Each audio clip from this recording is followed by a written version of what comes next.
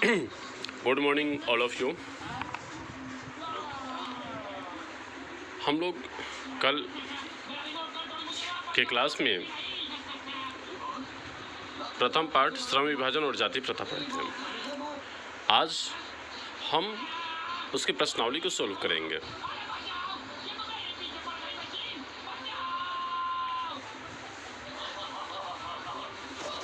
पहला प्रश्न है,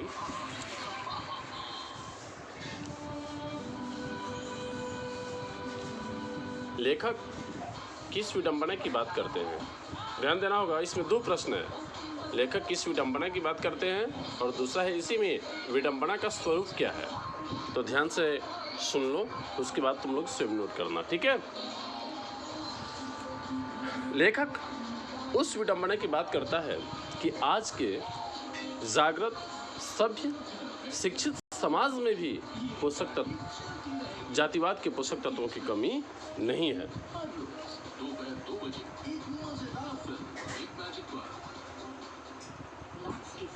जबकि विश्व के किसी भी समाज में जातिवाद आधारित श्रम विभाजन नहीं है।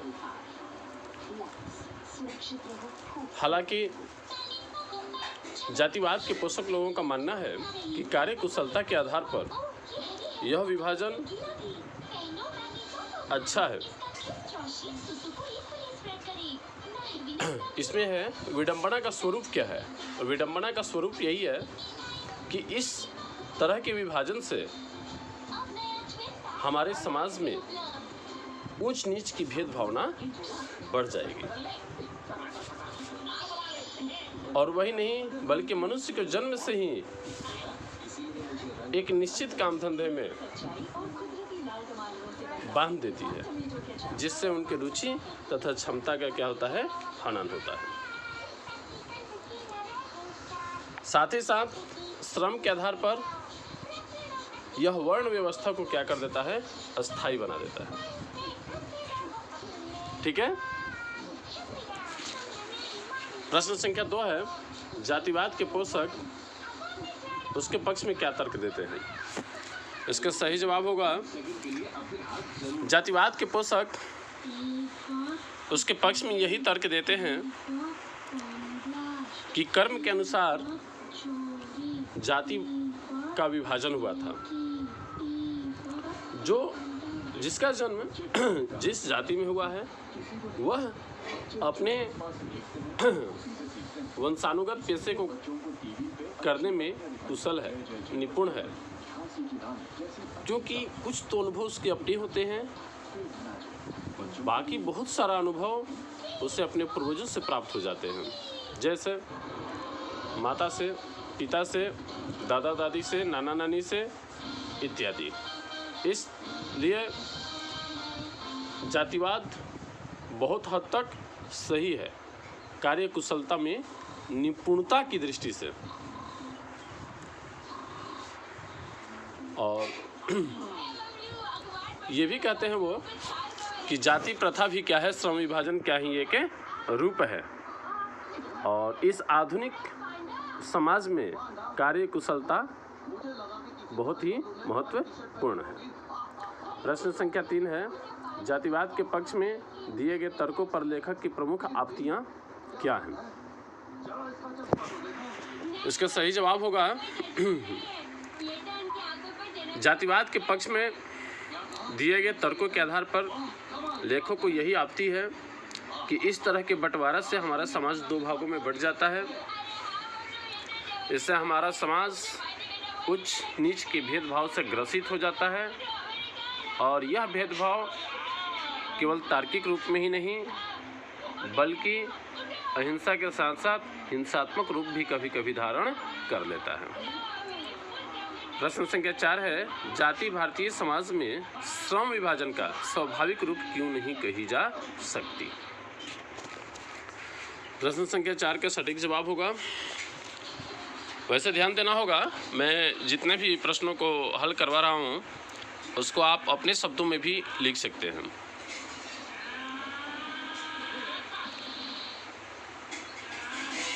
आपने देखा होगा प्रश्न पत्र पर लिखा भी रहता है कि विद्यार्थी यथासंभव अपने शब्दों में ही उत्तर दे। लेखक के अनुसार जाति भारतीय समाज में श्रम विभाजन का स्वाभाविक रूप नहीं है, क्योंकि यह मनुष्य के रुचि पर, स्वेच्छा पर निर्भर नहीं है। यह एक निश्चित पेशे में बांध देती है, जिससे उनकी रुचि तथा स्वेच्छा का हनन होता है। वे अपनी क्षमता के अनुसार पेशा चुनने के लिए स्वतंत्र नहीं होते। अगर चुन भी लेते हैं तो उन्हें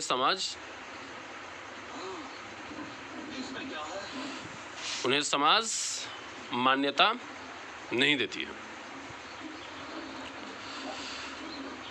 जिस कारण व्यक्ति जीवन भर के लिए किसी एक निश्चित व्यवसाय में ही बंध जाता है, जिसके फलस्वरूप बेरोजगारी, भूखमरी का शिकार होना पड़ता है। प्रश्न संख्या 5 है, जाति प्रथा भारत में बेरोजगारी का एक प्रमुख और प्रत्यक्ष कारण कैसे बनी हुई है? सही जवाब होगा प्रश्न संख्या 5 का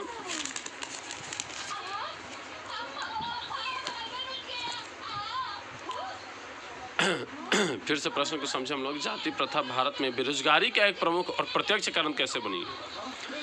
जाति प्रथा भारत में बेरोजगारी का एक प्रमुख और प्रत्यक्ष कारण बनी हुई है, क्योंकि दिन प्रतिदिन आधुनिक तकनीकों के आ जाने से हमारे पौराणिक अर्थात परंपरागत तरीके बदलते जा रहे हैं, और यदि हम उन्हीं तरीकों को अपनाते रहें तो भूखमरी का शिकार होना पड़ता है, बेरोजगारी का मार सहना पड़ता है। जैसे धान काटने का तरीका पहले हंसुए से काटा जाता था, जबकि अब हार्वेस्टर से काटा जाता है। उसमें समय का बचत, पारिश्रमिक, आर्थिक दृष्टिकोण इत्यादि से क्या है। प्रश्न संख्या 5 में हम लोग लिखेंगे कि वह दूसरे पेशे को अपना नहीं सकता। दूसरे पेशे को अपनाने के लिए समाज मान्यता नहीं देती। यह प्रथा मनुष्य की स्वाभाविक प्रेरणा, रुचि और आत्मशक्ति को दबाकर उन्हें अस्वाभाविक नियमों में जकड़कर निष्क्रिय बना देती है। ठीक है। प्रश्न संख्या 6 है, लेखक आज के उद्योगों में गरीबी और उत्पीड़न से भी बड़ी समस्या किसे मानते हैं? इसका सही जवाब होगा कि लेखक आज के उद्योगों में गरीबी और उत्पीड़न से भी बड़ी समस्या जाति प्रथा को मानता है, क्योंकि जातिवाद के कारण लोग अपनी इच्छा के अनुसार कार्य को अपना नहीं सकते, पेशा को अपना नहीं सकते, जिसमें उनकी रुचि नहीं होती है, जिसमें वे कुशल नहीं होते हैं, वे काम भी उनको करना पड़ता है। दिन प्रतिदिन औद्योगिक विकास होने के कारण बेरोजगारी जैसी समस्या का मार भी सहना पड़ता है। प्रश्न संख्या 7 है कि लेखक ने पाठ में किन प्रमुख पहलुओं से जाति प्रथा को एक हानिक प्रथा के रूप में दिखाया है? ये होगा कि यह जाति आधारित श्रम विभाजन है, जो कि स्वाभाविक नहीं है। यह श्रमिकों में भेदभाव पैदा करती है।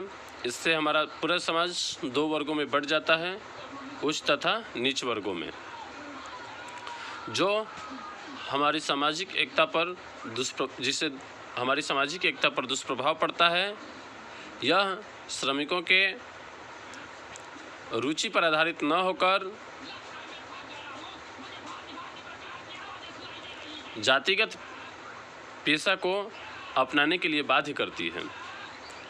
यहाँ तक कि लेखक ने यह भी स्पष्ट किया है कि यह अपने माँ के गर्भ में रहने के समय से ही एक खास जाति में बन जाते हैं, और वह जाति केवल जातिगत ही नहीं रह पाता, बल्कि वह एक पेशागत भी हो जाता है। उनके जन्म के बाद किसी दूसरे पेशा को अपनाने के लिए अनुमति नहीं मिलती है उनको, जिसके फलस्वरूप वे कभी कभी भूखों मरने के लिए विवश हो जाते हैं। प्रश्न संख्या 8 है, सच्चे लोकतंत्र की स्थापना के लिए लेखक ने किन विशेषताओं को आवश्यक माना है? जो कि मैं पाठ के समय ही बताया था कि उन्होंने 3 विशेषताओं को आवश्यक माना था। पहला है स्वतंत्रता अर्थात आज़ादी, दूसरा है समानता और तीसरा है भ्रातृत्व अर्थात भाईचारा। सच्चे लोकतंत्र की स्थापना के लिए लेखक ने स्वतंत्रता, समानता तथा भाईचारे जैसी विशेषता को आवश्यक माना है। सच्चा लोकतंत्र वही है जिसमें स्वतंत्रता हो, सभी लोग आज़ाद हों, अपने विचार, अपना पेशा, अपना क्षेत्र बदलने, अपनाने की आज़ादी हो। समता, समता का मतलब होता है समानता। समाज के हर लोग, चाहे वे किसी भी जाति के हों, किसी भी धर्म के हों, किसी भी संप्रदाय के हों, एक दूसरे को समान नज़र से देखें तथा उन सब का समान सहभागिता भी हो। उसमें ऊंच नीच जैसी भेदभावना बिल्कुल ही नहीं होना चाहिए। तीसरा है भाईचारा। जिस प्रकार से दूध और पानी को मिला देने पर दोनों एक हो जाता है, उसमें से दूध को अलग और पानी को अलग करना संभव नहीं है। ठीक उसी तरह से हमारे समाज के लोग भी, हर जाति धर्म संप्रदाय के लोग भी दूध और पानी की तरह मिलकर समाज में एक रास्ता कायम करें, भाईचारे को अपनाकर एक दूसरे के सहयोग फलस्वरूप कार्य करें, जिससे हमारे लोकतंत्र की वास्तविक उद्देश्य संभव हो पाएगा। आगे पाठ के आसपास आप लोग स्वयं कीजिएगा। लोग चलते हैं भाषा की बात। पाठ से संयुक्त, सरल और मिश्र वाक्य चुनें। मैं पहले बता चुका हूं कि संयुक्त वाक्य या तो 2 सरल वाक्य या फिर 2 मिश्र वाक्य या फिर एकाधिक सरल और मिश्र वाक्यों का क्या है, मिश्रण है। संयुक्त वाक्य में ये ध्यान देना होगा आप लोगों को, इसका पहचान है कि जिसमें संयोजक अव्यय का प्रयोग किया गया, जैसे और, तथा, एवं, लेकिन, परंतु इत्यादि। मिश्र वाक्य के बारे में भी मैं बता चुका था आप लोगों को पिछले क्लास में।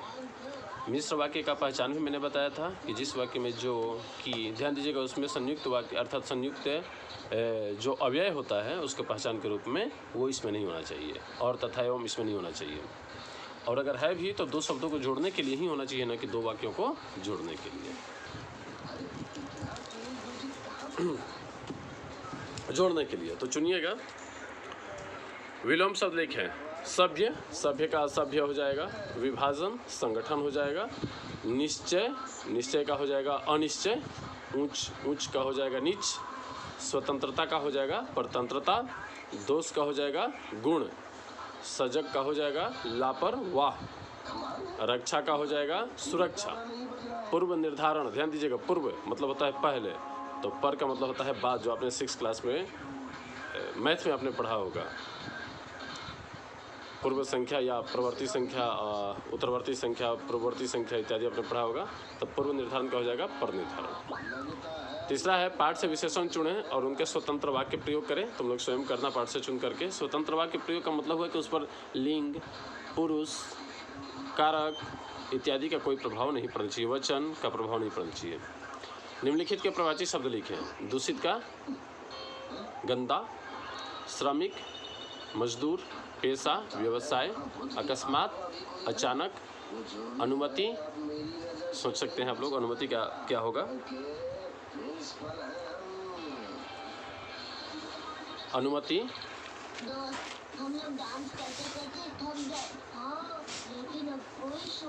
स्वीकृति हो जाएगा। अवसर, अवसर का हो जाएगा अवसर, मौका। परिवर्तन, परिवर्तन का मतलब है बदलाव। इसके बाद सम्मान, सम्मान का मतलब हो जाएगा आदर। जैसे आपके यहाँ कोई आता है तो आप आदर सम्मान देते हैं ना उसको। शब्द निधि मैं पहले बता चुका हूँ। तो आज का क्लास यहीं समाप्त किया जाता है।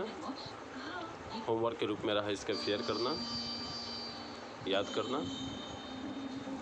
और सबसे बड़ी चीज़ है कि आपने अभी तक पाठ 1 का लेखक परिचय और पाठ 1 के भी पूरा आपने पढ़ा, प्रश्नावली भी पढ़ा। तो पाठ के बीच से तथा लेखक परिचय में से आपको ऑब्जेक्टिव प्रश्न कम से कम 20 तैयार करने हैं।